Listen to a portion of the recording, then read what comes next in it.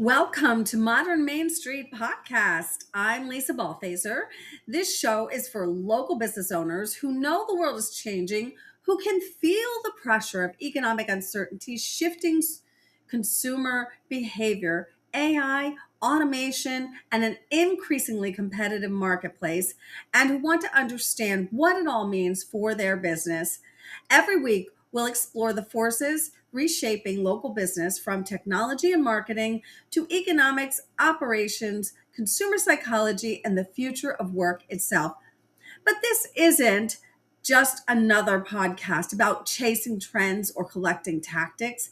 It's about helping you understand what is changing, why it matters, and how to position your business to thrive in a world that looks very different than it did just a few years ago.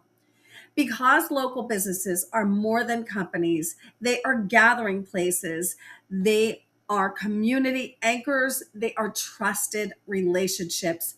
They are part of the fabric that holds our communities together. And while the tools and technologies and marketplaces may change, the need for strong local businesses never will. So, if you're ready to think differently, adapt faster, and build a business that's prepared for what's next, welcome to Modern Main Street Podcast. Let's dive in.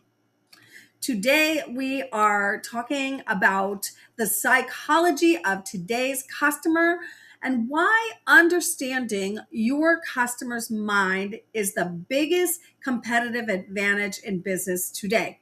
We are on episode 19 and welcome.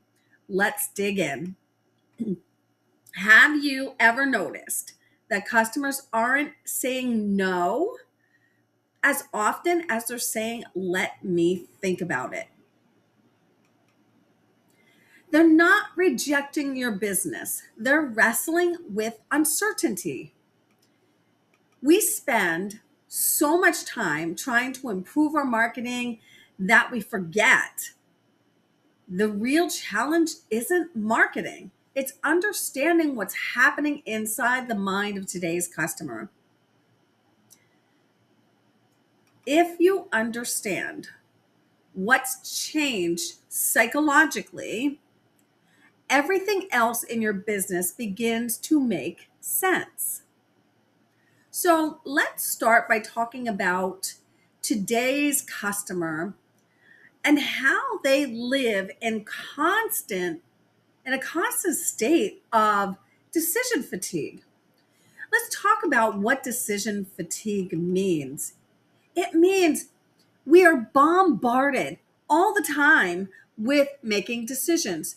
Now, these decisions can be known or unknown. Many decisions that we make, we aren't actively aware of it that we're making them, but we encounter thousands of decisions every single day. So, years ago, consumers had relatively few choices. But today, they face thousands of products, hundreds of reviews, endless videos, AI generated content. And with that, I want to mention AI generated content. How do you know that the content is AI generated and if it's real and if the person can actually do what they say? People don't know. And that's part of the problem today. They're getting constant notifications. Think about your phone. You have your phone with you all the time. It's constantly pinging. Notification on a social media site, an email, a call, a text. It's constant. Subscription decisions. Who do you subscribe to? For how long? And is it worth it? And we have news overload. I know in my original market, not my market right now, but I'm originally from the greater Philadelphia market. And every year, it used to be the news was on for 1 hour. The news is now on from 4 o'clock in the afternoon until 7 o'clock in the evening. Hours of news on repeat over and over and over again. We're constantly being bombarded, and every decision, whether it is known or unknown to you, drains mental energy. And that's why there is so much decision fatigue right now. Imagine walking into a grocery store in 1995, not so long ago. Now imagine opening Amazon. One required a decision, the other requires hundreds. So if you walk into a store and you're looking for a specific item, you go into the store, maybe they have one, maybe they have three. When you look it up online, you may find hundreds, and you need to decide which is right for you. Constant decisions. Behavioral research consistently shows that excessive choices can reduce purchasing and increase indecision. This is often referred to as the paradox of choice.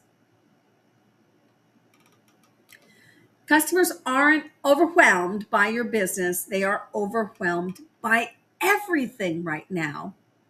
Think about it. There is so much going on in the world, in their lives, so much. Customers are slowing down. But why is that? Why are customers slowing down? Customers, let's talk about how decisions are made. Okay, when a decision is made, it is usually made emotionally. Okay, and customers, they run things through their head, whether they realize they're running them through their head or not. Many consumers run these questions through their minds. They ask themselves, can I trust this person or this business? Can I afford this? That's always going to be there. Will I regret this purchase? Should I wait? And is there something better out there? Uncertainty increases perceived risk. If they answer negatively to any of those questions, they more than likely won't buy, because those questions answered negatively increase uncertainty. Uncertainty increases the perceived risk. So consider this. Households today have higher expenses all around, whether it's utilities or rent or mortgage payments. Home values, home prices have increased, mortgages have increased, rent has increased, utilities have increased. They're stretched. There's also inflation pressure. And that's a real thing for households. Everybody is feeling it right now. Then there's the economic headlines. So if they're not feeling it as much, they're reading about it every single day. And all of that places pressure on them. There's also employment concerns, especially with AI today. Many people are worried about losing their jobs to technology, and it is a real fear. I live in New Jersey right now, and every single day I am reading about some pharma company, some tech company, usually a larger company, laying off hundreds of people. I'm reading about this every day. The fear is real, and it's well founded. There's also global instability. There's wars, there's places that are in unrest right now. All of those things add to the pressure and the stress and create the lack of trust. People protect certainty before they pursue opportunity. So they will protect their assets until they are sure, because they don't want to pursue the opportunity that's going to decrease their assets right now. Customers don't buy with spreadsheets. They buy with emotions and they later justify it with logic. So today, trust has become the new competitive advantage. And I have talked about this over and over and over again.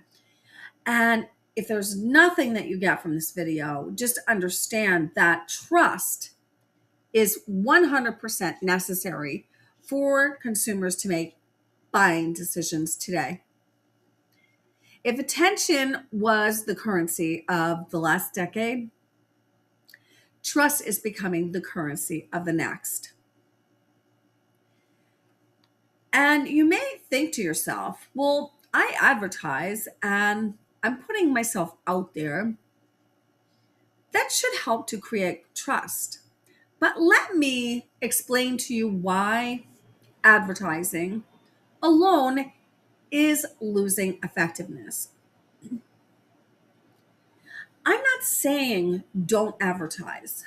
What I am saying is that your customers will trust other factors before they will trust your ad. Consumers are increasingly trusting reviews, whether it's by people they know or don't know. Referrals, that's always been a strong indicator of trust. Community recommendations, and that could be seen as a referral from people that they don't necessarily know, but they literally take other people's word over your ad and what you say.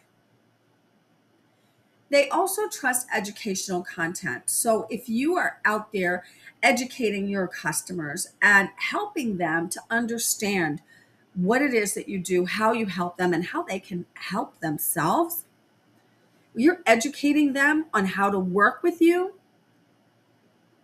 they trust that more than somebody that keeps everything to themselves and doesn't disclose anything. People that, or businesses that give information freely, they give away some of what they have in order to gain the trust of their audiences, will do better in the long run because they build that trust by giving to their audience, to their potential clients. Businesses that demonstrate expertise rather than talk about it will always come out ahead. So think about choosing a surgeon, for instance. Would flashy advertising matter more than decades of reputation? Highly doubtful. Now apply that same psychology to local business. The stakes may be different, but the decision-making process is remarkably the same. There's a decision process that happens within the brain, and that process is the same no matter what the decision is made. People buy confidence before they buy products. Consumers don't want more information, they want more clarity. They want you to be very clear about how you're going to help him. They want to be able to understand, is this business right for me? Is this person right for me? Can they get me the results that I'm looking for? I want to challenge a common belief you may hold. Many businesses assume they need to explain more. Instead, customers really want simpler messaging with clarity. I want to challenge you to achieve that. Some examples that you may be having your business right now are complicated pricing? How many levels do you have? Is it easy to understand? Do you have too many services? Here's the thing. You can have a lot of services, but you should specialize in one. You should talk about one regularly and become known for that. Those others are ancillary, they're add ons. Do you, if you're in a service industry where you present to people, do you have long sales presentations? I know when I used to work for a financial services company, we had really, really long presentations, like an hour, where we needed to captivate the audience. That is a long time. People don't trust that. Too many words is too many words. Do you have multiple calls to action? Clarity reduces anxiety and helps people make a buying decision. Now, let me tell you a little story, and I'm sure you'll be able to relate to this. So imagine walking into two restaurants, one at a time, of course. So the first menu has 150 items on the menu. Okay, so I'm going to interject here and share with you the first few times that I went to Cheesecake Factory. Now, don't get me wrong, I love Cheesecake Factory, but their menu is like an encyclopedia. There's so many items. It was so hard to make a decision of one thing to eat off of that menu. So it created that non-decision or the indecision for me in trying to figure out what to eat. Now imagine walking into a restaurant that has 20 carefully chosen dishes. And I'm thinking maybe a local family fine dining or Italian restaurant where the menu is really focused. Which feels easier to trust? Probably the one that's focused on the same type of food and makes the decision so much easier for you to make. Confused consumers rarely become paying customers. And as I explained to you, it was hard for me to decide when I went to Cheesecake Factory. I mean, ultimately, I did decide, but I wanted to try like 50 things. So it makes it so much harder for people. Make the decision easy, is what I'm saying. Now, I want to talk about 5 psychological drivers behind every buying decision that you will have with your customer. And I'm going to give you the modern Main Street buying framework. And this is the framework that I ask myself when I am working with clients. Every consumer, every customer is subconsciously asking 5 questions. And I mentioned them briefly. Number 1, can I trust you? Before anything else, that trust needs to be there. Question 2, do you understand me? Customers don't want information. They want to feel understood. They want to know that you understand what their problem is without them having to repeat it. They want to know that you understand them. Number 3, will this make my life easier? Now remember, it's up your job as a business owner to make your customer's life easier. Convenience has become emotional value. People are overwhelmed right now. Are you going to make their life easier? Or are you going to make it better? Because if you aren't, What is your value to them?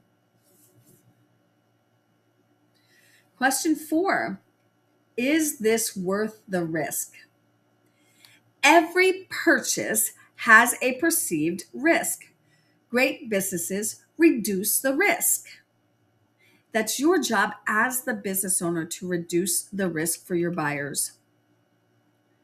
Number 5, will I feel good after buying this? Like I said, people aren't buying products. They're buying outcomes. They're buying confidence. They're buying relief. They're buying identity.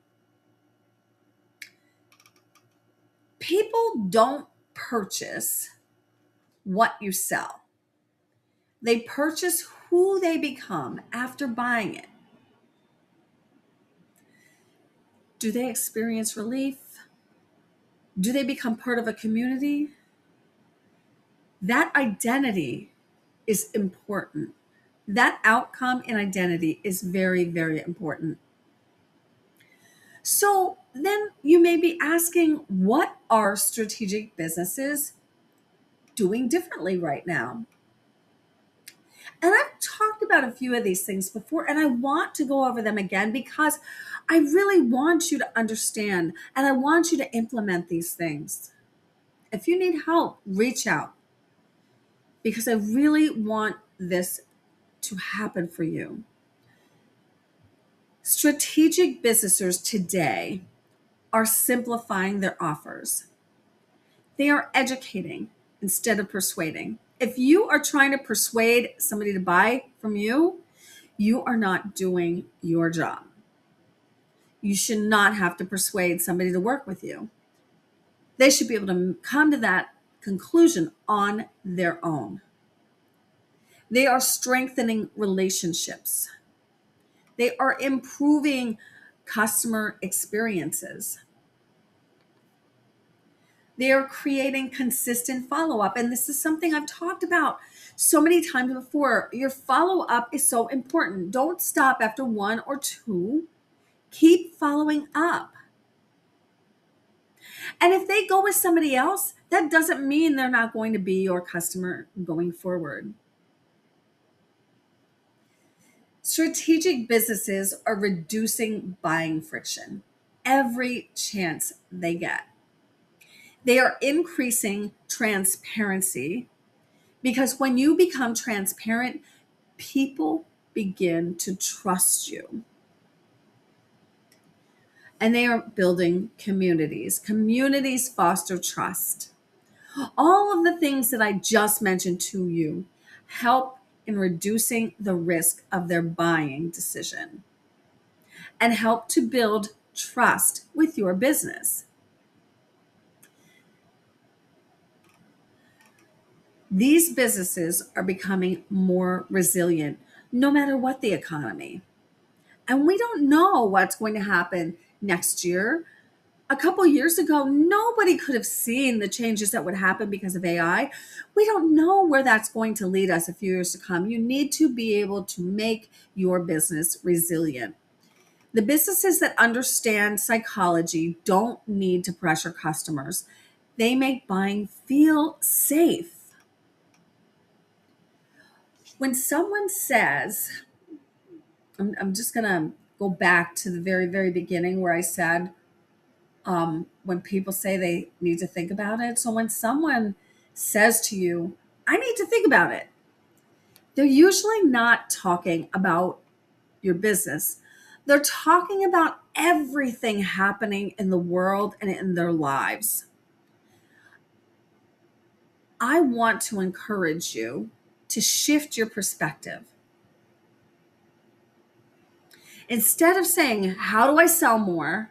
Ask yourself how you can reduce uncertainty.